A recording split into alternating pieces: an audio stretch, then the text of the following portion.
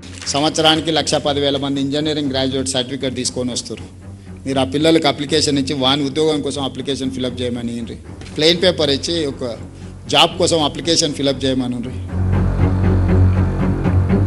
ఇది criminal waste. ముఖ్యమంత్రి చేసిన వ్యాఖ్యలు మీరు స్థాయిలో ముఖ్యమంత్రి ఉన్నాడని చెప్పేసి అయితే నేను అడుగుతున్నాను ఈ ముఖ్యమంత్రి గారికి, నిజంగా ఆయనకు ఒక అప్లికేషన్ ఫామ్ నింపగలిగే శక్తి ఉందా? ఆయన ఆవేదన వ్యక్తం చేసిన వాళ్ళకి రావట్లేదు, విద్య అంతా అధ్వానమైందని అంటున్నారు ఆయన. నిజంగా చెప్పాలంటే విద్యార్థులు క్రిమినల్ వేస్ట్ కాదు, నిజంగా ఈ తెలంగాణ రాష్ట్రానికి పట్టిన దరిద్రము క్రిమినల్ వేస్ట్ ముఖ్యమంత్రి గారు.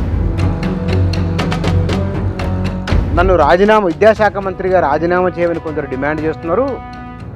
స్కిల్ యూనివర్సిటీ పెట్టినందుకు నేను రాజీనామా చేయాలన్నా? పేద బడుగు బలహీన వర్గాల విద్యార్థులందరూ కూడా ప్రభుత్వ స్కూళ్లలో చదువుకొని అత్యున్నతమైన స్థాయికి రావడానికి మీరు వేసిన పునాది ఏంటి?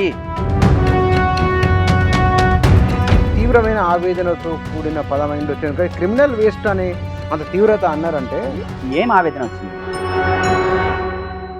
నమస్తే. తెలంగాణలో విద్యారంగం ఎట్లా ఉన్నది?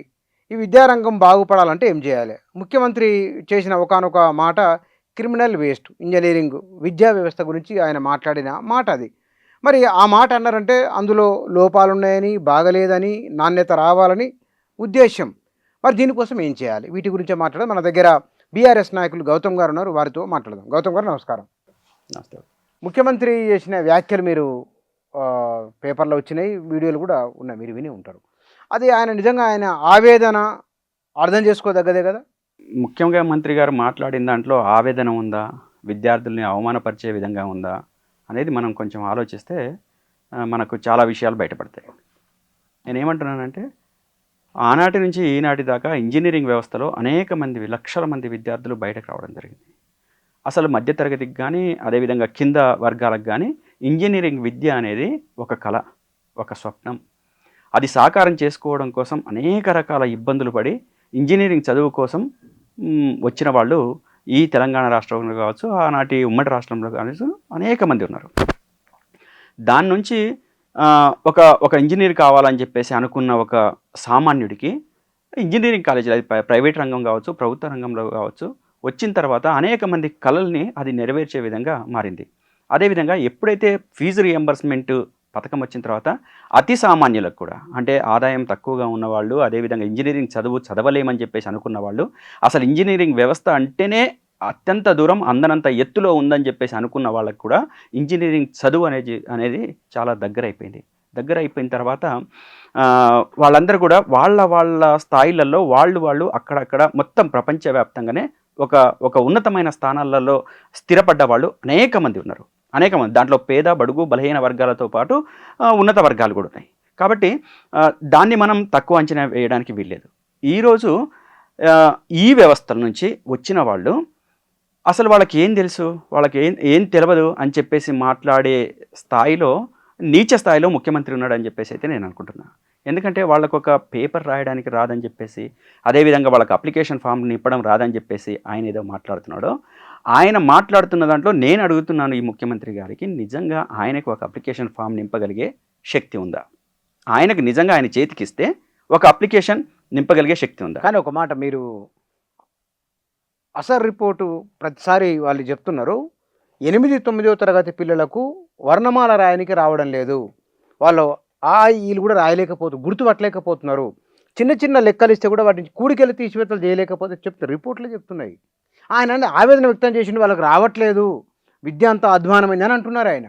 అది ఎవరిది బాధ్యత? అది ఎంతమంది పర్సంటేజ్? అది ఎంత ఉందో మనం ఆలోచించాలి. అట్లా రాయని వాళ్ళు, చదవని వాళ్ళు ఆ పర్సంటేజ్ ఎంత? అట్లా ఒకవేళ నిజంగా కూడా మొదటి నుంచి అదే పరిస్థితి ఉండి ఉంటే, కొన్ని కోట్ల మంది ప్రజలు ఈరోజు విద్యార్థులు, మీరు మేము అదే ప్రభుత్వ స్కూల్లో నుంచినాం, అదే దాంట్లో నుంచి వచ్చినాం, అదే వ్యవస్థ నుంచి వచ్చినాం అంటే ఇవన్నీ తెలియకుండానే వచ్చినామా? లేదు కదా. ఏదో కొద్ది పర్సంటేజ్ ఒకవేళ చదవటం రాయటం రాలేదని అంటే కూడా దాన్ని అర్థం చేసుకోవచ్చు. కానీ మొత్తం వ్యవస్థనే తప్పు పట్టేటట్లుగా ఒక ముఖ్యమంత్రి స్థాయిలో ఉన్న, హోదాలో ఉన్న ఒక వ్యక్తి ఈ రకంగా మాట్లాడడం కరెక్టా? ఒకవేళ ఆ రకంగా మాట్లాడి తన ఆవేదన వెళ్ళగక్కిండే అని అనుకుందాం, బాధ్యత ఎవరిది? ప్రభుత్వాలది. అటువైపుగా స్టెప్ తీసుకొని అంటే ఆ స్థాయిలో ఉన్న ఆ కొద్ది మందికి కూడా అది ఎందుకు అవ్వట్లేదు, ఎందుకు రావట్లేదు, దాన్ని ఎక్కడ సరిచేయాలి, ఏ విధంగా సరి చేసుకొని ముందుకెళ్ళాలని చెప్పేసి ఆలోచించాల్సింది ప్రభుత్వాలు. ఆ ప్రభుత్వాలు గత కొన్ని సంవత్సరాలుగా చేస్తున్న కృషిలో భాగంగా కొంతవరకు మెరుగుపడ్డది. ఇంకా కొంచెం ఏదన్నా ఉంటే దాదాపు 70-80% మెరుగుపడ్డది. ఏదైనా 15-20% ఏదైనా వెనకబడి ఉండొచ్చు, నేను కాదనట్లేదు. అయితే నేనేమంటున్నానంటే అప్లికేషన్ ఫామ్స్ ఇంజనీరింగ్ కాలేజీ విద్యార్థులుగా నింపరాదు, వాళ్ళు క్రిమినల్ వేస్ట్ అని చెప్పేసి మాట్లాడిన ముఖ్యమంత్రికి నేనేమంటున్నానంటే, మీకు ఈ తెలంగాణ రాష్ట్రం గురించి కానీ ఈ మొత్తం దేశం గురించి కానీ మినిమం నాలెడ్జ్ లేని వ్యక్తులు మీరు. అటువంటి ఉదాహరణలు చాలా ఉన్నాయి. మీరు దేశంలో ఉన్న అనేక రాష్ట్రాలలో తెలంగాణ రాష్ట్రానికి కూడా సముద్రపు ఒడ్డు లేదు అని చెప్పేసి మాట్లాడిన వ్యక్తి మీరు. మీకు నిజంగా దీని మీద అవగాహన ఉందా? అదేవిధంగా ఈ తెలంగాణ రాష్ట్రంలో ఎంతమంది చదువుతున్నారు, ఎంతమంది చదవట్లేదు, ఎంతమంది ఇంకా అక్షరాస్యత ఉంది, ఎంతమందికి లేదు అని చెప్పేసి ఒక లెక్క ఒక ముఖ్యమంత్రి స్థాయిలో నీకు లేదు. లేకుండా నువ్వు క్రిమినల్ వేస్ట్ అని చెప్పేసి విద్యార్థులకు ఏ విధంగా ఆపాదిస్తావు? నిజంగా చెప్పాలంటే విద్యార్థులు క్రిమినల్ వేస్ట్ కాదు, నిజంగా ఈ తెలంగాణ రాష్ట్రానికి పట్టిన దరిద్రము క్రిమినల్ వేస్ట్ ముఖ్యమంత్రి కాదు. నేనేదో ఇదే ఆరోపణగా చెప్పట్లేదు, లేదా కావాలని బట్టగాల్చి మీద వేయట్లేదు. నిన్నగాక మొన్న ఏడీఆర్ సంస్థ మొత్తం దేశంలో ఉన్న ప్రముఖ నాయకుల మీద ఉన్న క్రిమినల్ కేసులు ఎన్ని ఉన్నాయి, ఎవరి మీద ఉన్నాయి, ఎంత ఉన్నాయి అని చెప్పేసి లెక్కదిస్తే మొత్తం దేశవ్యాప్తంగానే క్రిమినల్ కేసులలో మొదటి వ్యక్తిగా ఉన్న వ్యక్తి ఎవరనంటే మన తెలంగాణ రాష్ట్ర ముఖ్యమంత్రి యనుమల రేవంత్ రెడ్డి గారు. 89 క్రిమినల్ కేసులతో ఆయన మొట్టమొదటి స్థానంలో ఉన్నారు. ధర్నా రాష్ట్రాలు కాదు, కబ్జాలు ఉన్నాయి, క్రిమినల్స్ ఉన్నాయి, రకరకాల కేసులు ఉన్నాయి. దాంట్లో కబ్జా అవి వాటితో పాటు అనేక రకాలు ఉన్నాయి. అంటే వీటిని లెక్కలోకి తీసుకోవాల్సిన బాధ్యత మొత్తం తెలంగాణ సమాజానికి లేదా, భారతదేశ సమాజానికి లేదా? క్రిమినల్ వేస్ట్ నువ్వు అనాల్సిన బాధ్యతలో ఉన్న వ్యక్తివి కదా. ఒక విద్యార్థిని ఉద్దేశించి అదే మాట్లాడాలనా? నిన్నటిదాకా కాక్రోచులు అని చెప్పేసి అన్న వాళ్ళందరూ కూడా ఒక చీఫ్ జస్టిస్, ఈ దేశ చీఫ్ జస్టిసే కాక్రోచ్ అని చెప్పేసి నిరుద్యోగ యువతనంటే ఈ దేశం ఎంత అతలాకుతలమైందో తెలిసిందే కదా మనందరికీ. అదేవిధంగా ధర్మేంద్ర ప్రధాన్ రిజైన్ చేసేదాకా కూడా వదలని పెట్టని స్థితి. అంటే నిన్నటిదాకా యూత్ని చదువుకున్న వాళ్ళని, ఇంజనీరింగ్ కావచ్చు ఇంకోటి కావచ్చు చదువుకున్న వాళ్ళందరినీ కూడా వీళ్ళందరూ రీల్స్ చేసుకొని బతికే వాళ్ళని చెప్పేసి మాట్లాడిన ఇలాంటి వాళ్ళు, ఇదే ముఖ్యమంత్రి లాంటి వాళ్ళు, అదే రీల్స్ చేసిన వాళ్ళు అదే మొత్తం దేశ వ్యవస్థ మీద ఒక పటుత్వంతో మాట్లాడుతున్నారు. అదే రాజ్యాంగం గురించి మాట్లాడుతున్నారు, నిబంధనల గురించి మాట్లాడుతున్నారు, ఈ దేశానికి కావాల్సిన వ్యవస్థ ఎట్లా ఉండాలి, ఎట్లా అభివృద్ధి చెందాలి దాని గురించి మాట్లాడుతున్నారు. ఈ దేశంలో మొత్తం దేశాన్ని మొత్తం సర్వనాశనం చేసిన వాళ్ళ గురించి క్వశ్చన్ చేసిన వాళ్ళ ఒక్కొక్క ప్రశ్నకు సమాధానం లేని పరిస్థితి ఈరోజు దేశంలో ఉంది. అటువంటి ఒక ఉన్నతమైన భవిష్యత్తు నిర్దేశకులు కావచ్చు, లేదా భవిష్యత్ తరాలు కావచ్చు ఈరోజు యువతలో ఉన్నాయి. ఇంజనీరింగ్ చదువుతున్న వాళ్ళు కావచ్చు, ఎంబీబీఎస్ చదువుతున్న వాళ్ళు కావచ్చు, ఈరోజు డిగ్రీ, ఇంటర్, పీజీ దగ్గర నుంచి ప్రతి వాళ్ళ దగ్గర యువతలో ఒక భవిష్యత్తు ఉంది. ఈ దేశ భవిష్యత్ అంతా వాళ్ళ మీద ఆధారపడింది. అటువంటి ఆధారపడి ఉన్న వాళ్ళ మీద అవాకులు చెవాకులు ఒక రాజకీయ పరమైన మాటలు మాట్లాడడం ఎంతవరకు కరెక్ట్? కానీ నువ్వు రాజకీయంగా ఏమైనా మాట్లాడు అంటే నేనేమంటాను, రాజకీయాల మీద, రాజకీయ ప్రతినిధుల మీద నువ్వు ఇష్టం వచ్చినట్టు మాట్లాడుకో, నువ్వేమన్నా మాట్లాడుకో. కానీ యువత రేపు రాబోయే భవిష్యత్తు కదా.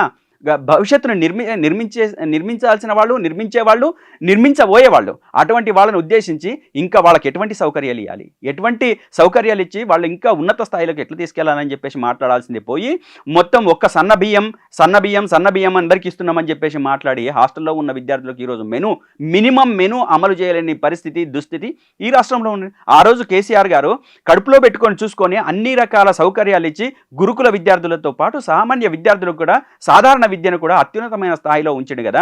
నీ చేతగాని ముఖానికి, చేవలేని ముఖానికి ఇష్టం వచ్చినట్టు మాట్లాడాలి. ఒక మాట ఇక్కడ ఆయన ఇంకో మాట, దాంతోపాటు నన్ను విద్యాశాఖ మంత్రిగా రాజీనామా చేయమని కొందరు డిమాండ్ చేస్తున్నారు.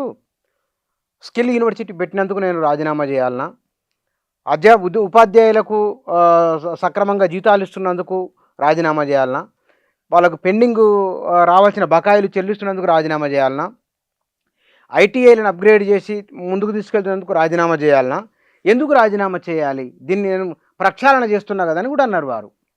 అదే ముఖ్యమంత్రి గారికి ఉండాల్సిన మినిమం నాలెడ్జ్ ఏంటంటే నిజంగా ఆయన పెట్టిన స్కిల్ యూనివర్సిటీలో ఇప్పటిదాకా ఏం జరిగిందని చెప్పేసి ఎప్పుడన్నా ఎక్కడైనా ఏ సందర్భంలోనైనా రివ్యూ చేసిండా, లేకపోతే ఉద్యోగులకు అందుతున్న అంటే 1వ తారీఖు తర్వాత అందుతున్న జాబ్ అంటే ఏదైతే ఉద్యోగం ఉందో అంటే లేదా వాళ్ళ డబ్బులు ఉందో, జీతం ఉందో అది ఒక్కటి అందగానే వాళ్ళ వ్యవస్థ అంతా బాగుపడ్డట్టేనా? లేకపోతే వాళ్ళ విషయాల్లో ఏదో చిన్న చిన్న మార్పులు జరిగినంత మాత్రాన, చిన్న మార్పులు, అది పెద్ద మార్పులు కాదు, చిన్న చిన్న మార్పులు జరిగినంత మాత్రాన విద్యా వ్యవస్థ అంతా మారిపోయినట్టన విద్యార్థులు ఈరోజు తిండి లేక, తిప్పలు లేక, అదే సరి అయిన మెనులు లేక నీ కళ్ళ ముందే కదా, ఈ ముఖ్యమంత్రి కళ్ళ ముందే కదా విద్యార్థులు సరి అయిన ఆహారం లేక లేదా విషతుల్య ఆహారంతో చనిపోయిన వాళ్ళు లేదా హాస్పిటల్లో చేరిన వాళ్ళు నీ సందర్భంలోనే అనేక మంది వచ్చిండ్రు కదా. ఈ మాత్రం అయిపోయిందా? ప్రైమరీ స్కూల్ నుంచి టీచర్ల వరకు అందరికీ అల్పాహారం పెడుతున్నాం, మధ్యాహ్న భోజనం స్కూళ్ళల్లో ఏర్పాటు చేస్తున్నాము, ఇది హిస్టారికల్ అని కూడా వారు అన్నారు. మరి నువ్వు హిస్టారికల్, నీకంటే ముందే కేసీఆర్ గారు ప్రవేశపెట్టిన పరిస్థితి. నువ్వు ఈరోజు కొత్తగా చెప్పుకోవాల్సిన అవసరం లేదు. కొత్తగా చెప్పుకోవాల్సిన అవసరం ఎప్పుడు ఉంటుంది అని అంటే, నువ్వు ప్రభుత్వ స్కూళ్ళని వచ్చిన తర్వాత ఎంత అప్గ్రేడ్ చేసినావు, ఎంత కొత్తగా ఏర్పాటు చేసినావు. అదేవిధంగా నిన్నగాక మొన్న నువ్వు ఈ వచ్చిన 2.5 నెలల్లో 33 నెలలలో మీరు వచ్చింది, ఈ ముఖ్యమంత్రి గారు వచ్చి అధికారంలోకి వచ్చిన తర్వాత ఒక్క గవర్నమెంట్ కాలేజీనైనా గవర్నమెంట్ సెక్టర్లో ప్రవేశపెట్టిన సందర్భం ఉందా? మీరు చూడండి. అదేవిధంగా నిన్నగాక మొన్ననో ఒక 2 నెలల క్రితం అనుకుంటాను, తను ప్రైవేట్ ఒక ఇన్స్టిట్యూట్కి వెళ్ళి ఆ ఇన్స్టిట్యూట్లో చాలా బ్రహ్మాండం అని చెప్పేసి పొగిడిన ముఖ్యమంత్రి ఏ రోజైనా ఒక ప్రభుత్వ పాఠశాలకి వెళ్ళిండా? మొన్న అరుగులు పాఠశాలకి వెళ్ళి అది ఎప్పటిదో ఉంది, అది అంతకు ముందే ఉంది, అది ఉన్నదాన్ని తీసుకుపోయి కలర్స్ వేసి సున్నాలు పూసి మేమంతా చేసినామని మాట్లాడిన సందర్భం ఇది మొత్తం మీడియాలో వచ్చింది. అంతకు ముందు ఎట్లా ఉంది, ఇతను వచ్చిన తర్వాత ఎట్లా అయిందని చెప్పేసి మొత్తం సమాజం చూసిన సందర్భం. అంటే నేను అదే అంటలేను బుచ్చన్న, మీరు వచ్చిన తర్వాత ఎంబీబీఎస్ కాలేజీలు ఎన్ని ప్రభుత్వ కాలేజీలుగా ఏర్పడ్డాయి, ఎన్ని ఇంజనీరింగ్ కాలేజీ ప్రభుత్వ కాలేజీలని ఏర్పాటు చేసినారు, ఎన్ని డిగ్రీ కాలేజీని ప్రభుత్వ డిగ్రీ కాలేజీలను మార్చిండ్రు లేదా కొత్తగా తీసుకొచ్చారు, లేదా ఎన్ని పీజీ కాలేజీలని ప్రభుత్వ కాలేజీలలో ప్రభుత్వ విద్యా సంస్థగా భావించారు. ఇవి కదా మనకు కావాల్సింది. పేద బడుగు బలహీన వర్గాల విద్యార్థులందరూ కూడా ప్రభుత్వ స్కూళ్ళల్లో చదువుకొని అత్యున్నతమైన స్థాయికి రావడానికి మీరు వేసిన పునాది ఏంటి? మీరేసిన పునాది ఏంటి? మేము అంటున్నాం ఏంటంటే, ఆనాడు కేసీఆర్ గారు అధికారంలో ఉన్నప్పుడు, అధికారం నడుపుతున్నప్పుడు కేవలం 200గా ఉన్న గురుకుల పాఠశాలల్ని దాదాపు 1100 గురుకులాలుగా మార్చిన పరిస్థితి. అంటే మొత్తం విద్యా వ్యవస్థ అంతా కూడా అది ప్రభుత్వ వ్యవస్థగా మారిపోయింది. దాంట్లో అత్యున్నత స్థాయిలో పోయిన వాళ్ళు ఎంతమంది ఉన్నారు? నీ హయాంలో ఎన్ని ప్రభుత్వ కాలేజీలు వచ్చినాయి, ఎన్ని ఇంజనీరింగ్ కాలేజీలు వచ్చినాయి, ఎన్ని మెడికల్ కాలేజీలు ఉన్నాయి? ఈ లెక్క చెప్పండి. ఈ లెక్క చెప్తే మీరు విద్యా వ్యవస్థలో చాలా బ్రహ్మాండమైన మార్పు తీసుకొచ్చిందని చెప్పేసి అనడానికి, సమాజం అంగీకరించడానికి, సమాజం ఆలోచించడానికి అవకాశం ఉంటుంది. కానీ నోటుకొచ్చింది ఊదరగొడతామని చెప్పేసి అంటే అది కరెక్ట్ కాదనేది మేము చెప్తాం. కానీ ఇంజనీరింగ్ కాలేజీల పైన అసలు బేసిక్ మీ అభిప్రాయం ఏమిటి? దేశంలో బహుశా ఎక్కడ లేని విధంగా ఇంజనీరింగ్ కాలేజ్ మన దగ్గర వచ్చి ఉన్నాయి. అత్యధిక మంది పట్టభద్రులు అయింది కూడా మన దగ్గరనే కదా. వాళ్ళందరి ఎంప్లాయ్మెంట్ దొరుకుతున్నదా నిజంగానే? దాని గురించి కొంచెం వివరించండి. బుచ్చన, ఈ దేశంలో మొత్తం ప్రపంచవ్యాప్తంగానే వస్తున్న మార్పులలో భాగంగా ఈ దేశంలో కూడా చాలా మార్పులు జరిగినాయి. దాంట్లో ఇంజనీరింగ్ వ్యవస్థ కూడా చాలా అడ్వాన్స్గా ముందుకు వస్తున్న పరిస్థితి కూడా మనకు కనపడతా ఉంది. కనపడుతున్న దాంట్లో ఈ దేశంలో మొత్తం కూడా 1,25,000 మంది ప్రతి సంవత్సరం అడ్మిషన్స్ అవుతున్నారు. అదేవిధంగా 1,25,000 మంది అడ్మిషన్స్ అవుతున్నారు. ప్రభుత్వ లెక్కల ప్రకారమే 1,10,000 మంది దాదాపు బయటకు వస్తున్నారు. ఈ బయటకు వస్తున్న మ్యాన్ పవర్ అంతా కూడా, స్టూడెంట్ పవర్ అంతా కూడా మనము దాన్ని మెటీరియలైజ్ చేసుకోవడానికి ప్రభుత్వాలు ఏ విధంగా ఆలోచించాలని చెప్పేసి చూసుకోవాలి. వాళ్ళందరినీ ఎట్లా అకామిడేట్ చేస్తాం, వాళ్ళ శక్తియుక్తుల్ని ఏ విధంగా మనం సమాజానికి అందేటట్లు చేస్తాం, సమాజం పునరుద్ధరించబడడానికి వీళ్ళ శక్తియుక్తులు మనకు ఏ విధంగా ఉపయోగపడతాయని చెప్పేసి ప్రభుత్వాలు ఆలోచించాలి. చదివించడం ఒక్కటే కాదు, నువ్వు గత వ్యవస్థ మీద ఎంతైతే దుమ్మెత్తిపోసినావో, గత వ్యవస్థ మీద ఎంతైతే విమర్శలు చేసినావో, నువ్వు వచ్చిన 33 నెలల్లో ఏం చేసినావు అని చెప్పేసి మనం ముఖ్యమంత్రి గారిని అడగాలి ఈరోజు, రేవంత్ రెడ్డి గారిని. ఎందుకంటే గతం అంతా బాగాలేదని చెప్పేసి అన్నావు. గతం బాగాలేదు, నేను చాలా అడ్వాన్సు, నేను చాలా బాగా చేస్తాను, నేను చాలా పునరుద్ధరిస్తానని చెప్పేసి గొప్పలు చెప్పిన ఈ ముఖ్యమంత్రి గారు తను వచ్చిన తర్వాత ఈ తెలంగాణ రాష్ట్రంలో దాదాపు 1,10,000 మంది బయటకు వస్తున్న విద్యార్థులకు సంబంధించిన ఎంప్లాయ్మెంట్ని ఏం క్రియేట్ చేస్తున్నారు? లేదా కొత్తగా పరిశ్రమలు పెట్టడానికి కావచ్చు, లేదా వాళ్ళకు కొత్తగా ఇంకా స్కిల్స్ నేర్పించడంలో కావచ్చు, వాళ్ళు ఏం పని చేసుకున్నారు, ఏం తీసుకున్నారు, ఎటువంటి గుణపాఠాలు తీసుకొని ఈరోజు రివ్యూ చేసినారు. మీరు ఇంత క్రిమినల్ వేస్ట్ అనే ఒక పెద్ద మాట అన్నారు కదా. నేను అంటున్నాను, ఈ 33 నెలల్లో మీరు అధికారంలోకి వచ్చిన తర్వాత ఇంజనీరింగ్ వ్యవస్థని ఏం చేద్దామని చెప్పేసి నిపుణులతో మాట్లాడినరా? ఈ వ్యవస్థ బాగలేదని చెప్పేసి మీకు అనిపించినప్పుడు, లేదా క్రిమినల్ వేస్ట్ అని చెప్పేసి మీరు అనుకుంటున్నప్పుడు, ఈ వ్యవస్థని బాగుపరచడానికి కానీ, ఈ వ్యవస్థని అంటే అస్సలు బాగులేని దాన్ని ఇంకా ముందుకు తీసుకెళ్ళడానికి మనం ఏ విధంగా చేద్దామని చెప్పేసి ఎప్పుడన్నా ఎక్కడన్నా ఆయన రివ్యూ చేసిన సందర్భం ఉందా? నేను ఒక్కటే కాదు, ఆయన స్వయంగా చూస్తున్న విద్యాశాఖనే కాదు, అతను చూస్తున్న హోంశాఖ కూడా ఇప్పటిదాకా రివ్యూ జరగలేదు, ఆయన చూస్తున్న మున్సిపల్ శాఖ కూడా ఇప్పటిదాకా రివ్యూ జరగలేదు. రివ్యూ చేయని వ్యక్తి, దాంట్లో లోటుపాట్లు తెలుసుకోలేని వ్యక్తి, ఆ లోటుపాట్లు ఎట్లా సరిచేయాలని చెప్పేసి ఆలోచించలేని వ్యక్తి ఈరోజు సమాజంలో ఉన్న ఒక భవిష్యత్ నిర్మాతల్ని పట్టుకొని క్రిమినల్ వేస్ట్లు అనడం కానీ, లేకపోతే ఈ విద్యా వ్యవస్థ బాగలేదని చెప్పేసి అనడం కానీ ఎంతవరకు కరెక్ట్? ఆయన మాట్లాడే ప్రతి మాట అబద్ధమే ఉంటుంది. బుచ్చన్న మీరు చూడండి, నేను అంటే ఆయన చెప్తున్న దాని ప్రకారమే, మేము చెప్తున్న ప్రకారం కాదు, ఆయన చెప్తున్న ప్రకారం. ఇంతకుముందు ఏమన్నాడు అదే మీటింగ్లో, నిన్న మాట్లాడిన మీటింగ్లోనే, మేము మధ్యతరగతి కుటుంబం రాజకీయ నాయకులు అబద్ధం. నేనేమంటున్నానంటే అబద్ధం చెప్పటము అని అంటే దాన్ని మనం ఎట్లా నిలబెట్టుకోవాలనేది కూడా ఉండాలా రాజకీయ నాయకుడికి. అబద్ధం చెప్పిన దాన్ని కూడా నిజం చేసుకోవడానికి మనం ప్రయత్నం చేయాలా. అరే నేను ఇది చేసుకున్నా కాబట్టి ఇక చెప్తాను కాబట్టి ఇష్టం వచ్చినట్టు అబద్ధాలు చెప్పుకుంటూ పోతానంటే ముఖ్యమంత్రి ఎందుకు? అక్కడ నువ్వు బాధ్యతలో లేనప్పుడు నువ్వు ఇష్టం వచ్చినట్టు మాట్లాడినావు, కానీ నువ్వు ఒక హోదాలోకి వచ్చినావు, ఈ సమాజానికి ఉపయోగపడాలనే నీ కాంక్ష ఆనాడు అనుకొని వచ్చి ఉండొచ్చు కాక, ఈరోజు వచ్చిన తర్వాత కూడా అవే మాట్లాడితే, అవే అబద్ధాలు మాట్లాడితే ఎట్లా? నువ్వు మిడిల్ క్లాస్ ఫ్యామిలీ అని చెప్పేసి అన్నాను. మిడిల్ క్లాస్ ఫ్యామిలీ కాదని చెప్పేసి అంతకుముందు నువ్వు చెప్పినావు మా తాత పోలీస్ పటేలు, మా ముత్తాత పోలీస్ పటేలు, మా ముత్తాతలు పోలీస్ పటేలు అని చెప్పేసి మాట్లాడిన నువ్వు మిడిల్ క్లాస్ ఎట్లయితావు? మిడిల్ క్లాస్ ఫ్యామిలీ ఎట్లవుతావు? ఏ రకంగా అవుతావు? నీ మిడిల్ క్లాస్ కాకుండా, నీ క్రిమినల్ కేసు, నీ మెంటాలిటీని కాకుండా పిల్లల మీద ఆ మెంటాలిటీని రుద్ది నీ అబద్ధాలతో, నీ మోసాలతో, నీ కుట్ర పూరిత ఆలోచనలతో అధికారంలోకి వచ్చిన నువ్వు విద్యార్థుల్ని ఇంత దుర్భాషలాడము, ఇంత అవమానపరచడము, అవహేళనపరచడం అనేది చాలా చాలా చాలా చాలా ఖండించదగ్గది. ఇప్పటికైనా వెంటనే ముఖ్యమంత్రి గారు ఆయన మాటల్ని వెనక్కి తీసుకోవాలి. విద్యార్థుల్ని అవమానించొద్దు. విద్యార్థుల్లో అంటే ఒక తరగతి గదిలో ఉన్న విద్యార్థుల్లో ఒక 35 మంది విద్యార్థులు ఉంటే ఆ 35 మంది ఒకే స్టాండర్డ్తో ఉండరు, దాంట్లో తేడాలు ఉంటాయి. ఆ తేడాలని గమనించని మీరు ఒక ముఖ్యమంత్రిగా ఉండటమే వేస్ట్. ఇది చాలా చాలా అవమానకరమైన పరిస్థితిలో ఉన్నాం మనం ఇప్పుడు. ఇక్కడ ఆయన ఉన్నది తీవ్రమైన ఆవేదనతో కూడిన పదమైండి వచ్చింది. క్రిమినల్ వేస్ట్ అనే అంత తీవ్రత అన్నారంటే ఏం ఆవేదన వచ్చింది? నేను చెప్తున్నా బుచ్చన్న, ఈయన ఆది కాదు మొదలి కాదు, తుది కాదు మొదలు కాదు అని అంటారు కదా. అవును. ఇతను మొదట కాదు చివర కాదు. ఈయన ఇది రెండో ముఖ్యమంత్రి. ఉమ్మడి ఆంధ్రప్రదేశ్గా ఉన్నప్పుడు డజన్ల ముఖ్యమంత్రి వచ్చినారు. విద్యా వ్యవస్థ కొన్ని మొత్తం దేశవ్యాప్తంగా తీసుకుంటున్నాయి దాదాపు 70 ఏళ్ల చరిత్ర. ఈ 70 ఏళ్ల చరిత్రలో క్రమంగా విద్యా వ్యవస్థలో మార్పులు వస్తున్నాయా, అంతే ఉంటున్నాయా అనేది మనం లెక్కేసుకోవాలి. ఎంతవరకు మార్పులు వస్తున్నాయి, ఎంతవరకు మనం సరి చేసుకోగలుగుతున్నాం అనేది మనం అర్థం చేసుకోవాలి. నిన్నటి దాకా ఒక గ్రామానికి ఒకే పాఠశాల ఉన్న దగ్గర దాదాపు 150 మందో 200 మందో విద్యార్థులు చదువుకుంటున్న దగ్గర, అదే దగ్గర ప్రైవేట్ స్కూల్స్ వచ్చిన తర్వాత ఒక 300 మంది పెరిగిందా పెరగలేదా? అదేవిధంగా ప్రభుత్వ స్కూళ్ళలో చదువుకున్న వాళ్ళు, ఆయన కూడా ప్రభుత్వ స్కూలే చదువుకుని ఉండొచ్చు నాకు తెలిసి, ఎందుకంటే మనకంటే కొంచెం ఒక 2-3 ఏళ్ళు పెద్ద కాబట్టి. మరి ఆయనకు ఎంతో కొంత డిగ్రీ ఉంది కదా. డిగ్రీ ఉన్న వ్యక్తి ఆయన వీళ్ళు రాకుండా అయితే లేడు కదా, లేకుండా వచ్చిన వ్యక్తి అయితే కాదు కదా. అంటే ఆ స్టాండర్డ్లో ఉన్న ఒక తరగతి గదిలో ఉన్న ఒక 35 మంది స్టూడెంట్లు రకరకాల తేడాలు ఉన్నప్పుడు సమాజంలో కూడా కొన్ని తేడాలు వచ్చి ఉంటారు అదే విద్యార్థులు. కొద్దిమందికి రాకపోవచ్చు, కానీ అదే సందర్భంలో చాలా బ్రైట్గా ఉన్న స్టూడెంట్స్ కూడా ఉన్నారు, చాలా బ్రైట్గా చదువుతున్న విద్యార్థులు ఉన్నారు, చాలా అంటే అత్యున్నత స్థాయిలో పదవులలో అనుభవిస్తున్న విద్యార్థులు ఉన్నారు. వాళ్ళందరినీ అవమానిస్తే ఎట్లా? అంటే ఒకరిద్దరిని అడ్డం పెట్టుకొని లేదా 10 మందిని అడ్డం పెట్టుకొని నువ్వు మిగతా 25 మందిని నువ్వు అవమానం పరిస్థితులు అంటే ఎట్లా కరెక్ట్ అవుతుంది అనేది మా ప్రశ్న. ఈ మధ్య ఎక్కడ చూసిన నేను మొత్తం తెలంగాణలో 380 వరకు ఇంజనీరింగ్ కాలేజీలు ఉంటే అందులో 20 మాత్రమే సమర్థవంతంగా ఉన్నాయి, అన్ని మిగతా అంతా ఉన్నాయంటే ఉన్నాయి అని ఒక రిపోర్ట్ ఎక్కడ చదివినా నేను, అట్టు గుర్తుంది నాకు. బుచ్చన్న, ఒకవేళ నిజంగా కూడా కొంత పొరపాట్లు ఇంజనీరింగ్ కాలేజీలు ఫీజు రీఎంబర్స్మెంట్ పేరుతోని అదే దాంతో నడపడం కోసం కొన్ని కాలేజీలు వెలిసిన మాట వాస్తవం. ఈ దాన్ని మనం ఎట్లా ప్రక్షాళన చేయాలని చెప్పేసి అనుకొని గతంలో మా ప్రభుత్వం కొంత ప్రయత్నం చేసింది కేసీఆర్ గారు.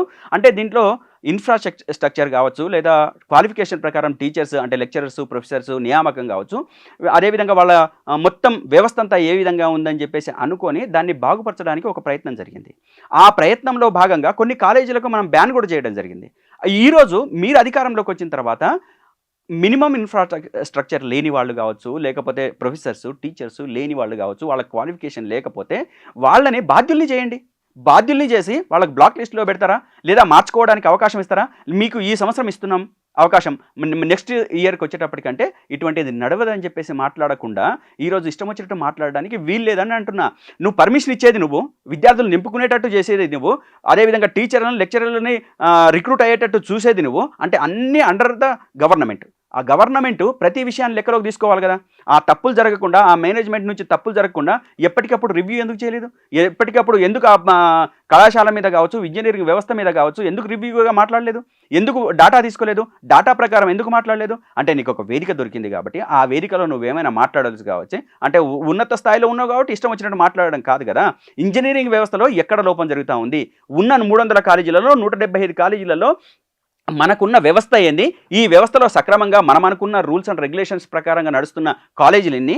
ఈ కాలేజీలలో మనం ఇంకా ప్రోత్సాహకం ఎట్లా ఇవ్వాలి? వాళ్ళకి ఏ విధంగా మనం ప్రోత్సహించాలి? లేని వాళ్లకు మనము ఎట్లా కట్టేయాలి? అంటే కుంటుతున్న కాలేజీని కట్టించి నడిచేటట్లు ఏ విధంగా ప్రయత్నం చేయాలి? పూర్తిగా నడిచేటట్లు ఏ విధంగా చేయాలని చెప్పేసి అనుకోవాల్సింది ఎవరు? ప్రభుత్వాలు. అటువంటి ప్రభుత్వాలు ఇప్పటిదాకా కూడా కొన్ని వేల కోట్ల రూపాయలు ఫీజు రియంబర్స్మెంట్ బకాయిలో ఉన్నాయి. మేమున్నప్పుడు పాత గవర్నమెంట్, కాంగ్రెస్ గవర్నమెంట్ ఉన్నప్పుడు సుమారు 2,500 కోట్ల నుంచి 3,000 కోట్ల రూపాయలు బకాయిలు పెట్టిపోతే మేము ఆ బకాయిలు తీరుస్తూ 19,500 కోట్ల రూపాయలు 9.5 ఏళ్ల కాలంలో మేము విద్యార్థులకు ఫీజు రియంబర్స్మెంట్ ఇచ్చినాం. ఫీజు రియంబర్స్మెంట్ ఇచ్చి వాళ్ళకు ఉన్నత స్థాయి చదువులకు ఉపయోగపడే విధంగా చేసినాం. నువ్వు ఈరోజు వచ్చిన దగ్గర నుంచి దాదాపు 3,000 కోట్ల రూపాయలు, 4,000 కోట్ల రూపాయలు అప్పు ఉంటే ఈ అప్పుని ఇప్పటికీ తీర్చకుండా నానా నరకయాతన ఈరోజు కాలేజీ, ఇంజనీరింగ్ కాలేజీ మేనేజ్మెంట్లకు ఇబ్బంది పెడుతున్నవే, అది విద్యార్థులకు ఇబ్బంది పెడుతున్నవే, ఆ విద్యార్థుల తల్లిదండ్రులకు ఆక్రందన అయ్యేటట్లు చేస్తున్నవే, ఆత్మ క్షోభించేటట్లు చేస్తున్నవే. ఇది నీ నేరం కాదా? నువ్వు నేరపూరిత చరిత్ర కాదా? నీ నేరపూరితంగా వ్యవహరించే ఆలోచన కాదా? నువ్వు నిజంగా అటువంటి చేసి సక్రమంగా ఎవరైనా ఒక ప్రోగ్రెస్ కార్డు చూద్దాం. నువ్వు కూడా ఖచ్చితంగా ఒక స్థాయిలో ఉన్నావు కాబట్టి, ఒక ముఖ్యమంత్రి హోదాలో ఉన్నావు కాబట్టి నువ్వు ఇచ్చేదిచ్చి ప్రోగ్రెస్ తీసుకొని ఆ రికార్డ్స్ని ఇచ్చి రిపోర్ట్స్ని తీసుకొచ్చి నువ్వు రివ్యూ చేయి. రివ్యూలో నీకు పాస్ మార్కులు వచ్చిన వాళ్ళకే నిలబెట్టేటట్టు చూడు. పాస్ మార్కులు రాకపోతే వదిలిపెట్టేసాయి, లేదా రద్దు చేసాయి, లేదా బ్లాక్ చేసేటట్టు చూసాయి. కానీ దాని పేరుతోని విద్యార్థులు ఈరోజు వాళ్ళ మేనేజ్మెంట్స్ వాళ్ళకు సర్టిఫికెట్స్ ఇవ్వకున్నా కానీ, వాళ్ళు ఎన్ని ఇబ్బందులు పడుతున్నా కానీ చోద్యం చూస్తుంది ప్రభుత్వం తప్ప, అదేవిధంగా దున్నపోతు మీద వర్షం కురిసినట్టు చూస్తుంది తప్ప ఎక్కడా కూడా విద్యార్థులకు న్యాయం చేయాలి. ఇంజనీరింగ్ కావచ్చు, ఎంబీబీఎస్ విద్యార్థులు కావచ్చు, ఏ విద్యలో కూడా ఎక్కడా కూడా మినిమం న్యాయం చేస్తున్న పరిస్థితి లేదు. తెలంగాణ ప్రభుత్వాన్ని అంటారు, విద్య అనేది కేంద్ర ప్రభుత్వ బాధ్యత కూడా ఉన్నది కదా. నేనేమంటున్నానంటే కేంద్ర ప్రభుత్వం ఉన్న ప్రధానమైన బాధ్యతలో ఉన్నది మాత్రం రాష్ట్రమే. కేంద్రము రకరకాలుగా మాట్లాడుతుంది, రకరకాలుగా చేస్తుంది. అంటే దాంట్లో నిజాయితీ ఎంత, నీతి ఎంత అని చెప్పేసి మాట్లాడుకోవడానికి మనకు చాలా సమయం కావాలి. వాళ్ళు వికసిత్ భారత్ అంటారు, వికసించేది ఏముండదు. ఆత్మనిర్భర్ భారత్ అంటారు, ఆత్మనిర్భరంగా ఉండే పని ఒక్కటి చేయరు. మీరు చూడండి, ఆత్మనిర్భర్ భారత్లో మనం గతంలో మొఘలులు మన దేశానికి వచ్చేసి గుడులను దోచుకెళ్ళి వాళ్ళు ధనం సంపాదించుకుంటే, మన దేశంలో వచ్చిన తర్వాత ఆత్మనిర్భర్ భారత్లో మన గుళ్ళు మనమే తయారు చేసుకొని, మనమే నిర్మించుకొని, దాంట్లో దొంగతనం కూడా మనమే చేస్తున్న పరిస్థితి మీరు చూస్తున్నారు. అయోధ్యలో 200 కోట్ల రూపాయలు దొంగతనం చేసిన పరిస్థితి లేదా? అదేవిధంగా వాళ్ళు విద్యా వ్యవస్థలో తీసుకొచ్చిన మార్పు ఏంది? మీరు చూడండి, ఎక్కడా కూడా వాళ్ళు విద్యా వ్యవస్థలో వాళ్ళ హిందుత్వ ఎజెండాకు తగ్గట్టు తప్ప ప్రజలకు ఉపయోగపడే విధంగా, ప్రజా ప్రయోజనాలు నెరవేర్చే విధంగా, ప్రజలను ఒక సైంటిఫిక్ ఆలోచనను విజ్ఞానవంతులుగా ఉన్నత స్థాయిలో ఉంచడం కోసం వాళ్ళు చేసిన ప్రయత్నం ఏమీ లేదు. ఎంతసేపు ఇప్పటికీ చూడండి, వాళ్ళు పరిపాలిస్తున్న రాష్ట్రాలలో కూడా లక్షల మంది డ్రాప్అవుట్స్. అదేవిధంగా బాలికలు బేటీ పడావో బేటీ బచావో, బేటీ పడావో బేటీ బచావో అని చెప్పేసి ఏదైతే నినాదం ఇచ్చిండ్రో, ఈ నినాదంలో భాగంగా గుజరాత్లోకి పోతే దాదాపు 2 లక్షల మంది ప్రతి సంవత్సరం డ్రాప్ అవుట్ అవుతున్న పరిస్థితి. 2 లక్షల మంది డ్రాప్ అవుట్ అవుతున్న పరిస్థితి. ఇది ఎక్కడ మాట్లాడాలి? ఎవరు మాట్లాడాలి? అంటే డబ్బులు ఇచ్చిన సర్కారు ఉంటే మేము చాలా బాగా చేస్తామని చెప్పేసి మాట్లాడిన వాళ్ళు వాళ్ళ రాష్ట్రాల్లోనే చదువులు లేక చట్టుబండలు అని చెప్పేసి, అదేవిధంగా విద్యా వ్యవస్థ బాగాలేదని చెప్పేసి టీచర్ రిక్రూట్మెంట్స్ లేవు. మనం అనేక వీడియోలు చూసినాం. బీహార్ లాంటి ప్రాంతాల్లో కావచ్చు, లేకపోతే ఉత్తరప్రదేశ్ లాంటి రాష్ట్రాలలో కావచ్చు, ఒకే ఒక 7-8 క్లాసులు ఉంటాయి, దాంట్లో ఒకే ఒక టీచర్. ఇవి కోకొల్లలు ఉదాహరణలు. వాళ్ళు బీజేపీ పరిపాలిస్తున్న రాష్ట్రాల్లో ఎక్కడ కూడా కించిత్ ఒక మనసుతో ఆలోచన చేసి విద్యార్థులకు ఉపయోగపడే విధంగా, వాళ్ళ విద్యా వ్యవస్థ బాగుపరిచే విధంగా ఎక్కడ కూడా వాళ్ళు ఆలోచించరు. ఎందుకంటే వాళ్ళు విద్యా వ్యవస్థ మీద వాళ్ళకి ఇష్టం లేదు, వాళ్ళు చదువుకోవాలనే కోరిక వాళ్ళకి లేదు. ఈ దేశంలో ఉన్న అట్టడుగు స్థాయిలో ఉన్న జనాలు చదువుకోవాలనే ఆకాంక్ష వాళ్ళకి లేదు. వాళ్ళు ఎంతసేపు అట్టడుగునే ఉండాలి, అణచి వేయబడే ఉండాలి. ఎంకరేజ్ చేస్తున్నారు మోదీ. వాస్తవం, అన్ని విషయాలలో మోడీ ఎక్కడా కూడా ఈ దేశంలో ఉన్న బడుగు బలహీన వర్గాలకు అత్యున్నత స్థాయికి తీసుకుపోయేటట్టుగా ఆయన ఎక్కడా చేసింది లేదు. విద్యా వ్యవస్థని బాగుపరిచింది లేదు. పైగా ఈ వాళ్ళు 12 ఏళ్లలో 68 పేపర్ లీకేజీలు జరిగినాయి. ఈ 68 పేపర్ లీకేజీలో ప్రతిసారి విద్యార్థులు నష్టపోతూనే ఉన్నారు. అదేవిధంగా రిజర్వేషన్ల అమలు మీరు తీసుకోండి, ఒక్కొక్క రిజర్వేషన్ అమలు మీరు తీసుకుంటే ఈరోజు ఈడబ్ల్యూఎస్ తీసుకొచ్చిన తర్వాత రిజర్వేషన్ అనేది తీసుకొచ్చిన తర్వాత మొత్తం రిజర్వేషన్ వ్యవస్థలో దళితులకు, ఎస్సీలకు, ఎస్టీలకు, బీసీలకు వచ్చిన దానికంటే కూడా ఎక్కువ శాతం ఈడబ్ల్యూఎస్కుంది. ఈడబ్ల్యూఎస్ కంటే పేద బడుగు బలహీన వర్గాలకు అంటే దాంట్లో ఉన్న వెనుకబడిన వాళ్లకు మీరు ఇవ్వడంలో తప్పులేదు. కానీ రాజ్యాంగబద్ధంగా అనుభవిస్తున్న రిజర్వేషన్ల కంటే ఎక్కువ ఇచ్చి ముందుకు తీసుకోవాలని చెప్పేసి అనుకున్నమే. ఇక్కడ ఎక్కడ కూడా ఏ కాంపిటీషన్లో కూడా మొత్తం అట్టడుగులో ఉన్న వాళ్ళకి న్యాయం జరిగే విధంగా లేదు రిజర్వేషన్. ఈరోజు ఏదైనా మాట్లాడితే రిజర్వేషన్ పేరుతో వీళ్ళు ముందుకొస్తున్నారని చెప్పేసి అంటున్నారు. కానీ మీరు సుప్రీంకోర్టు జడ్జీల దగ్గర నుంచి, అదేవిధంగా వ్యాపారాలు చేస్తున్న దగ్గర నుంచి, లేకపోతే ఇంకో వ్యవస్థల దగ్గర నుంచి ఎవరున్నారు? కింద ఎస్సీ ఎస్టీ బీసీలు ఎవరైనా ఉన్నారా? మొత్తం అత్యున్నత స్థాయిలో అంతా కూడా ఉన్నదంతా కూడా ఉన్నత వర్గాలే, అగ్రవర్ణాలే. ఈ దాన్ని మరుగున పెట్టేసి హైడ్ చేసేసి ఈరోజు కింద వాళ్ళకి ఏదో రిజర్వేషన్ వస్తుందని చెప్పేసి వాళ్ళ అంటే ఈ చదువులు వాళ్ళ బాగా అందుతున్నాయని చెప్పేసి వాళ్ళు ఏదో అబద్ధాలు చెప్తున్నారు. నిజాలు చెప్పింటే బాగానే ఉండదు, కానీ వాళ్ళు అబద్ధాలు చెప్పడానికే సిద్ధమైనరు, అబద్ధాలు చెప్పడానికే ముందుకు వచ్చిన తర్వాత చాలా రంగాల్లో మార్పులు వస్తున్నాయి. అంటే బీజేపీ పాలిత ప్రాంతాల్లో గతంలో కాంగ్రెస్ కంటే మెరుగుదల ఉంది చాలా వాటిలో, చాలామంది సోషల్ మీడియాలో మాట్లాడుతున్నారు. వాళ్ళు చేసింది ఒక్కటి నిలకడగా ఏదైనా మనం చెప్పుకోగలుగుతామా? అంటే గతంలో కాంగ్రెస్ ఏం చేసింది అని చెప్పేసి ఆ రెండిటికి పోలిక చేసుకుంటే ఈరోజు బీజేపీ అధికారంలోకి వచ్చిన తర్వాత దేశవ్యాప్తంగా ఒక్కటి ప్రతిష్టాత్మకమైన ఒక సంస్థని నెలకొల్పలేని స్థితిలో ఉన్నారు. వాళ్ళు చేసింది ఏంటంటే ఒక్క సంస్థని కూడా చేయకుండా వాళ్ళు చేసింది గుళ్ళని, గోపురాలని అభివృద్ధి చేసి ఉండొచ్చు, కాదనలేను. కానీ వాళ్ళు చేయాల్సింది ఏంటి? మొత్తం ఇన్ఫ్రాస్ట్రక్చర్ని డెవలప్ చేసేటట్లు వాళ్ళు చేసిన ప్లాన్ ఏంటి? ఎక్కడుంది?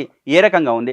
వాళ్ళు స్పేస్ టెక్నాలజీతో మేము నిర్మాణం చేసిన రోడ్లు అని చెప్పేసి అని అంటున్నారు. స్పేస్ టెక్నాలజీతో కట్టిన రామ మందిరం అని చెప్పేసి అంటున్నారు. ఈరోజు రామ మందిరంలో బీటలు వారిన సందర్భం మనందరం చూసినాం, మీడియాలో వచ్చిన సందర్భం. అదేవిధంగా అనేక రహదారులు వాళ్ళ స్పేస్ టెక్నాలజీ ప్రకారంగా కట్టిన రహదారులు కూలిపోతున్న సందర్భం. అదేవిధంగా ప్రతిష్టాత్మకంగా నాందేడ్ పూణే అనుకుంటాను ఆ రహదారి కొట్టుకుపోయిన పరిస్థితి, డెహ్రాడూన్ రహదారి కొట్టుకుపోయిన పరిస్థితి. అంటే ఏ రకంగా వాళ్ళు ఎక్కడ ఏ ఒక్క సంస్థనైనా ఈ 12 ఏళ్ల కాలంలో మొత్తం దేశవ్యాప్తంగా ఉన్న ప్రజలకు ఉపయోగపడే విధంగా ఈ సంస్థను నెలకొల్పుతున్నాం, వీటి విధి విధానాలు ఈ విధి విధానాల ప్రకారం ఇది చిరస్థాయిగా నిలుస్తుందని చెప్పేసి అనుకునే పరిస్థితే లేదు. ఈ దేశంలో ఉన్న అదానీ అంబానీలకు ఉపయోగపడే విధంగా వాళ్ళ వ్యవస్థ నిర్మాణం ఉంది తప్ప పేద బడుగు బలహీన వర్గాలకు కావచ్చు, ఇంకోటి కావచ్చు, వాళ్ళకు ఉపయోగపడే విధంగా లేదు. సుమారు మీరు చూడండి బుచ్చన్న, బీజేపీ అధికారంలోకి వచ్చిన తర్వాత చిన్న తరహా పరిశ్రమలు 5 లక్షల పరిశ్రమలు మూతపడ్డాయి. 5 లక్షల పరిశ్రమలు, ఒకటి కాదు రెండు కాదు, ఇది అధికారిక లెక్కలు, వాళ్ళు ఇస్తున్న లెక్కలే. 5 లక్షల పరిశ్రమలు మూతపడ్డాయి. ఈ 5 లక్షల పరిశ్రమలు మూతపడితే మీరు ఒక పరిశ్రమకి ఒక 100 మందిని లెక్కేసుకోండి పనిచేసేవాళ్ళు, తక్కువలో తక్కువ 100 మందిని లెక్కేసుకోండి, లేదు 50 మందిని లెక్కేసుకోండి. ఎన్ని లక్షల మంది జీవనోపాధిని కోల్పోయినారో మీరు చూడండి. అదేవిధంగా సంపద ఎవరికి పెరిగింది? దేశ ప్రజలకు నిన్నటిదాకా అధికారంలోకి వచ్చే కంటే ముందు మొత్తం పాకిస్తాన్, బంగ్లాదేశ్, చైనా వాళ్ళ రూపాయి విలువ పడిపోవట్లేదు, మన రూపాయి విలువ పడిపోతుందని చెప్పేసి ఇష్టం వచ్చినట్టు మాట్లాడిన మోడీ ఈరోజు మన రూపాయి విలువ ఎంత? ఆ రోజు ఎంత? 56, ఈ రోజు ఎంత? 96 రూపాయలు. అంటే పెరిగిందా తరిగిందా? రూపాయి విలువ పడిపోయిందా పడిపోలేదా? అంటే పెట్రోలు చాలా ఉన్నాయి. నేనేమంటున్నానంటే అట్లాంటి బట్టగాల్చి మీదే ఏడ్దు. అంటే వస్తున్న సామాజిక పరిస్థితుల కారణంగా కావచ్చు, ప్రపంచవ్యాప్తంగా ఆర్థిక సంఘాలలో వస్తున్న మార్పుల పరంగా కావచ్చు, అంటే హెచ్చు తగ్గులు ఉండొచ్చు కాక, కానీ మన దేశంలో పడిపోతున్న రూపాయి విలువ అంతకంతకు పడిపోతూ ఉంది, ఎంతకు దరిద్రంగా మారుతున్న పరిస్థితి ఉంటుంది. ఈరోజు ఏంది మేము జీడిపి పెరిగిందని చెప్పేసి మాట్లాడుతున్నారు. జీడిపి పెరుగుతున్న దాంట్లో ఎంత జీడిపి పెరిగింది అనేది కూడా మనం ఆలోచించాలా. పెరిగితే రూపాయి విలువ ఎందుకు పడిపోయిందని చెప్పేసి మనం ఆలోచించవచ్చు. అదే ఒకవేళ మన జీడిపి పెరిగి ఉంటే మొత్తం 60 ఏళ్ల పరిపాలన కాంగ్రెస్లో 60 లక్షల కోట్ల రూపాయల దేశ అప్పు అయితే కేవలం 12 సంవత్సరాల్లో అది బీజేపీ అధికారంలోకి వచ్చిన తర్వాత 200 లక్షల కోట్ల రూపాయలు అప్పు చేసింది. 1 రూపాయి 2 రూపాయలు కాదు, 200 లక్షల కోట్ల రూపాయలు. ఇది నేను చెప్పిన లెక్క కాదు, ఇది స్వయంగా IMF చెప్పిన లెక్కలు. ఏం చేసినట్టు దాంతో అదే మేము అడుగుతున్నాం. అదే ఈ దేశానికి మీరు ఏం చేసిండ్రని 200 లక్షల కోట్ల రూపాయలు అప్పయింది అంటే వాళ్ళ దాంట్లో 8,000 కోట్ల కొన్ని వేల కోట్ల రూపాయలు ఈరోజు ప్రైవేట్ వాళ్ళు లేదా వాళ్ళు బ్యాంకుల నుంచి దోపిడీలు చేయటము, ఎగ్గొట్టి వెళ్ళిపోవటము, ఎగ్గొట్టిన వాళ్ళకు విదేశస్తులకు సాధారణంగా ప్రయాణం చేసే అవకాశం ఇవ్వటం, ఇటువంటివి జరిగినాయి. దాదాపు 11 మంది ఉన్నత స్థాయిలో ఉన్నవాళ్ళు, అదేవిధంగా గుజరాత్ కావచ్చు, యూపీ కావచ్చు, బీహార్ కావచ్చు లాంటి ప్రాంతాలలో ఉన్న వాళ్ళే ఈ దేశంలో ఉన్న అత్యున్నత బ్యాంకులలో వేల కోట్ల రూపాయలు ఎగ్గొట్టిపోయిన పరిస్థితి. ఇప్పటికీ కూడా వాళ్ళ మీద ఎటువంటి చర్యలు లేని పరిస్థితి. దాని కారణంగా మన దేశం నష్టపోలేదా? నష్టపోయిన పరిస్థితి లేదా? వీటి గురించి మాట్లాడరు వాళ్ళు. ఒకవేళ మనం వీటి గురించి మాట్లాడినామనుకోండి, ఈ దేశానికి నష్టం జరుగుతున్న వ్యవస్థల గురించి కావచ్చు, లేదా విధానాల గురించి కావచ్చు, లేదు వాళ్ళు చేస్తున్న తప్పుడు పని ఏదైనా ఉంటే మనం క్వశ్చన్ చేస్తే దేశద్రోహి అని ముద్ర వేసేయటం, హిందూ వ్యతిరేకని ముద్ర వేయటం. అదేవిధంగా వీళ్ళు దేశానికి సంబంధించిన ఏది ఉపయోగపడేటట్లు మాట్లాడరని చెప్పేసి ప్రచారం చేయటం. అంటే వాళ్ళ వాట్సాప్ యూనివర్సిటీలో ఈ దేశానికి కావాల్సింది ఏంటి అనేది చెప్పరు, ఈ దేశానికి వ్యతిరేకమైంది ఏంటి అని చెప్పేసి చెప్తూ అదే నిజమైన సమాచారంగా వాళ్ళు పబ్లిష్ చేసేసి ప్రజలకు నమ్మించడానికి ప్రయత్నం చేస్తున్నారు. ఇప్పటికీ కూడా మోడీని దేవుడిగా భావించే వాళ్ళు ఉన్నారు. అంటే అదే మోడీ ఈ దేశానికి చేస్తున్న నష్టం గురించి చెప్పేవాళ్ళు అనేక మంది ఉన్నారు. ఏం జరిగింది, ఎట్లా జరిగింది, లెక్కలతో, అంటే ఊహాగానాలతో కాదు, నమ్మకాలతో కాదు, విశ్వాసాలతో కాదు, విత్ ప్రూఫ్తో సహా ముందు పెట్టిన వాళ్ళు ఎట్టి పరిస్థితులలో కూడా వాళ్ళు అంగీకరించే పరిస్థితి. నరేంద్ర మోదీ వచ్చిన తర్వాత భారతదేశ పరువు ప్రతిష్ట పెరిగింది ప్రపంచంలో అని చెప్తున్నారు. నేను అదే అంటున్నా, భారతదేశ పరువు ప్రతిష్ట ఏ రకంగా పెరగాలి? ఒక జీడిపి పెరిగితే పెరగాలి. రూపాయి విలువ 96 నుంచి ఆ రాజు 36 రూపాయలు 46 రూపాయలు ఉంటే అది 10 రూపాయలకు వస్తే మనం సంతోషించాలి. దాన్ని ఖచ్చితంగా మోడీ విధానాలు చాలా మంచిది అని చెప్పేసి మాట్లాడతాం. ఎక్కడ ఉంది? ఎక్కడైనా ఉందా? లేదు. పైగా 96కు పెరిగిపోయింది. 96కు పెరిగిపోయి ఈరోజు మొత్తం దేశ వ్యవస్థనే, మొత్తం పారిశ్రామిక రంగాన్నే దెబ్బతీసేటట్లుగా పెట్రోల్లో ఇథనాల్ కలపడానికి ఒక విధానాన్ని తీసుకొచ్చారు. ఇథనాల్ తీసుకొచ్చిన తర్వాత దేశ వ్యవస్థ పెరిగిందా, తరిగిందా? ఆ రోజు ఆ పెట్రోల్కి అనుకూలంగా నడిచే వాహనాలన్నీ కూడా సజావుగా సక్రమంగా రోడ్ల మీద పరుగులెడితే ఈరోజు ఇథనాల్ కలిపిన తర్వాత మొత్తం బండ్లన్నీ ఆగిపోతున్నాయి, ఇంజన్లన్నీ బోరుకొస్తున్నాయి. బోరుకొస్తున్న సందర్భంలో దేశవ్యాప్తంగా లక్షల మంది ఇది నష్టం జరుగుతామని చెప్పేసి అని అంటే ఇది భారతదేశాన్ని బిల్డ్ చేసినట్లుగా ఉందా, లేదా తగ్గించినట్టుగా ఉందా? మీరు ఏ రంగాన్ని తీసుకోండి, ఏ రంగంలో తీసుకున్నా భారతీయ జనతా పార్టీ అధికారంలోకి వచ్చిన తర్వాత దేశ వ్యవస్థ కుప్పగూలడం తప్ప ఇంకా వేరేటి లేదు. అదేవిధంగా ఈ విధానాలకు వ్యతిరేకంగా కేసీఆర్ గారు ఒక బ్రహ్మాండమైన మాట అన్నారు యువతను ఉద్దేశించి, ఇండియా విల్ రియాక్ట్స్ అని చెప్పేసి. నిరుద్యోగులంతా రియాక్ట్ అవుతారు, ఈ దేశ నిర్మాణంలో పాల్పంచుకుంటారు. ఖచ్చితంగా దీనికి బీజేపీ ప్రభుత్వము ముఖ్యంగా మోడీ మూల్యం చెల్లించుకోక తప్పదని చెప్పేసి ఆయన నిర్ద్వందంగా చెప్పిన మాటలు ఈరోజు మొత్తం సోషల్ మీడియాలో అంతా చక్కర్లు కొడతా ఉంది. వాస్తవ పరిస్థితిని చెప్పినాడు. అంటే దేశాన్ని ఎట్లా ముంచుతున్నారో, దేశానికి ఎట్లా నాశనం చేస్తున్నారో, దేశానికి ఎట్లా అధోగతి పాలు చేస్తున్నారో దాని మీద అంతా కూడా ఆ రోజు కేసీఆర్ గారు స్టడీ చేసింది కాబట్టి వాళ్లకు వ్యతిరేకంగా నిలబడడం జరిగింది. అదేవిధంగా యువత అంతా ముందుకు రావాలి, దీన్ని క్వశ్చన్ చేయాలి. అదేవిధంగా కేంద్ర ప్రభుత్వం తీసుకుంటున్న విధానాలకు వ్యతిరేకంగా నిలబడి ఈ సమాజం బాగుపడడం కోసం మీరంతా ముందుకు రావాలని చెప్పేసి ఆనాడు తను పిలుపునివ్వడం జరిగింది. కాబట్టి రేపు రాబోయే రోజులలో యువత ప్రతిదీ గమనిస్తుంది. బుచ్చిన ఈరోజు మనం అనుకుంటాం చాలా అజాగ్రత్తగా ఉన్నారు, ఇదేమో పట్టించుకోవట్లేదు, లేకపోతే ఇంకోటి అని చెప్పేసి అనుకుంటున్నారు. ఈరోజు ఇక్కడున్న చోటేబాయి కావచ్చు, ఆ ఢిల్లీలో ఉన్న బడేబాయి కావచ్చు, ఇక్కడున్న ముఖ్యమంత్రి, అక్కడున్న ప్రధానమంత్రి ఎన్ని యువత మీద ఇటువంటి అవాకులు చెవాకులు పేలితే, తప్పుగా మాట్లాడితే, వాళ్ళను అవమానపరచడంగా మాట్లాడితే అది బూమ్రాంగ్ అవుతుంది, వాళ్ళకే దెబ్బ తగులుతుంది. అదేవిధంగా వాళ్ళు తీసుకునే స్టెప్స్కు, వాళ్ళు అడిగే ప్రశ్నలకు వీళ్ళ దగ్గర ఎక్కడ కూడా సమాధానం దొరికే పరిస్థితి లేదు. ఇది భవిష్యత్ తరాలకు వాళ్ళు సమాధానం చెప్పుకోలేని అధమ స్థాయికి దిగజారే స్థితి వస్తుందని చెప్పేసి మాత్రం ఖచ్చితంగా చెప్పగలను. Right sir, thank you. తెలంగాణలో తెలంగాణ విద్యారంగము విద్యా కేంద్ర రాష్ట్ర ప్రభుత్వాల ఉమ్మడి అంశంగా ఉన్నది. వారు చెప్పిన దాని ప్రకారం కేంద్ర రాష్ట్ర ప్రభుత్వాలు దీనిపైన ప్రత్యేకమైన దృష్టి పెట్టి ఉంటే కనుక ఇవాళ ఈ పరిస్థితి వచ్చి ఉండేది కాదు. అధికారంలో ఉన్నవారే ఆ సమస్యలకు పరిష్కారాన్ని సూచించాలని వారు చేస్తున్న సూచన. Thank you.